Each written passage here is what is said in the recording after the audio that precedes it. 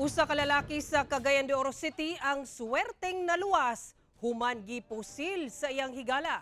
Rason sa krimen, panaglali sa duha tungod sa usa ka babay nga pulos nila nakarelasyon. Kapulisan, padayong gipangita ang sospetsado. Ani report.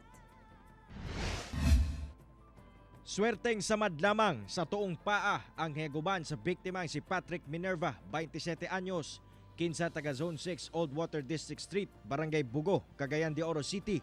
Human kini gipusil sa makadagang higayon sa iyang higala.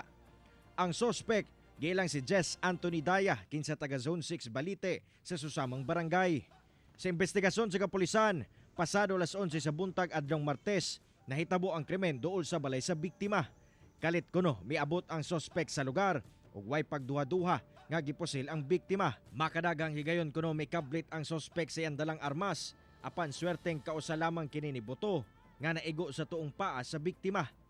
Daling misibat ang sospek palayo sa lugar samtang gitabang ang biktima padulong sa ospital. Sa pagkakaroon sir, giatuan man po sa atong investigator o katong nga insidente gidala sa dito diretso sa ospital.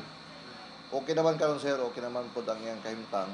Ato na lang gipaabot po ang makagawas po siya. Matod sa kapulisan, posibleng selos ang rason sa krimen. Human nga ilang nahibaw-an nga daan nga nagbikil ang duha tungod sa live-in partner sa biktima nga uyab sab kaniadto sa sospek. Kasamtangan pa po karon nato na gipadayon ang atong lalong nga investigasyon ug kamulo pasad nga nagkandak og operation ang atong mga operatiba para malukit kining maong suspetsado. Kasong frustrated murder ang posibleng atubangon sa suspetsado nga nagtago-tago pa. Kabalo gitang inana nga problema labi na karon Valentine's Day pagyud, no? Adlaw sa gugma.